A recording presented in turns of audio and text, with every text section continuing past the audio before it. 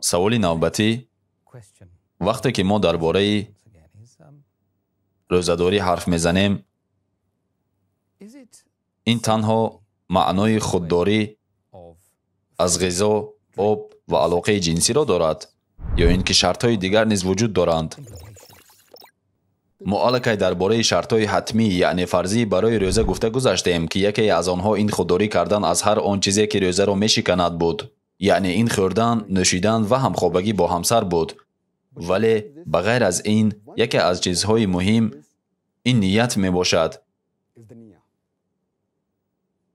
اجرای هر عملی که بدون نیت انجام داده می شود از نگاه حیات ابدی یعنی آخرت بیفایده است. همیشه نیت باید باشد. این خیلی مهم است. از بس که ما با نیتی نزدیک شدن به رضایت الله روزه می داریم، پس این به عبادت شامل می شود. اگر که نیت نباشد، پس این می تواند نوعهای گوناگون روزه باشد. به شما مثال می آورم. شخص می تواند با دلایل سیاسی روزه بگیرد، به خاطر اعتراض روزه بگیرد، اعلان گرسنه‌نشینی را کند با سبب‌های سیاسی. من تا رسیدن به هدفهای خود از خوردن خوراک دست میکشم و بسیاری ها در چنین گرسنه‌نشینی ها اشتراک میکنند، از جمله غیر مسلمانان. انسان میتواند با سبب وضع سلامتی دستورهای پرهیزی قطعی را رعایت کند یا اینکه روزه دارد برای کم کردن وزن اضافگی. روزه داشتن میتواند همچون طبابت از یگان بیماری توصیه داده شود و در همه این مثال ها نیت نزدیک شدن برای برخود خواندن رضایت الله سبحانه و تعالی نیست. عیناً به همین خاطر موافق شریعت اسلام وقتی که ما خودداری میکنیم از هر آن چیزی که روزه را میتواند شکند، باید همیشه با نیت همراه باشد. به نیت روزه فایده ندارد. این یک نقطه خیلی مهم است. نیت برای هر یک عبادت از آن جمله برای روزه حتمی است. پیامبر عزیزمان صلی الله علیه و سلم فرمودند، چنانه که در کتاب صحیح بخاری جلد 2 کتاب زکات در باب 370 حدیث 2198 آمده است که پیامبر صلی الله علیه و سلم گفتند که هر گاهی که نیت کردید، حتی اگر این نیتی همخوابگی با همسر باشد، پس این الکی برای شما همچون ثواب نوشته می شود. صحابگان در حیرت ماندند. نخود که برای قانع کردن نفس خود با همسر نیز ما اجر و پاداش گیریم. این چه خیلی است یا رسول الله؟ در جواب پیامبر گفتند، اگر شما با کسی بغیر از همسرانی که برایتان حلالند همخوابه شوید، آیا این گناه نیست؟ آنها گفتند، یا رسول الله گناه است.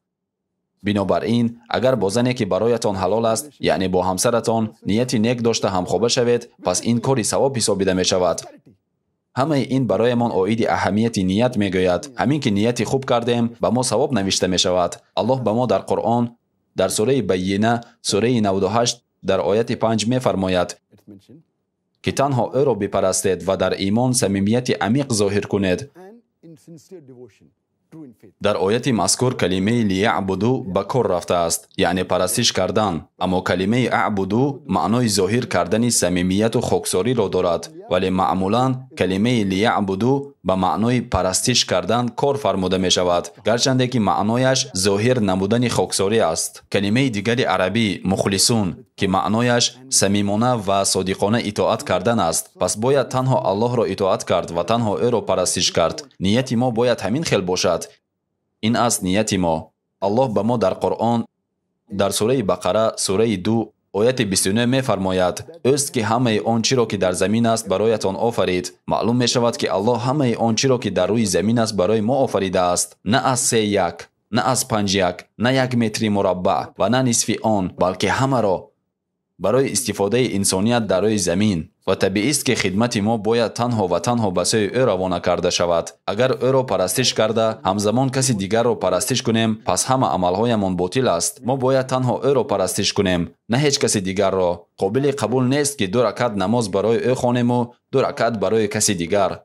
ممکن نیست که یک گوسفند را برای الله ذبح کنیم و دویمش را برای یگان حاکم و یا پادشاه. تمام عبادت ما باید به سوی او روانه کرده شده باشد، نه به سوی کسی دیگر. اینجا حدیث به یادم آمد. حدیث یکم از کتاب صحیح بخاری که در آن عمر ابن خطاب رضی الله عنه روایت کرده است که پیامبر محبوب ما صلی الله علیه و سلم گفتند: انما الاعمال بالنیه.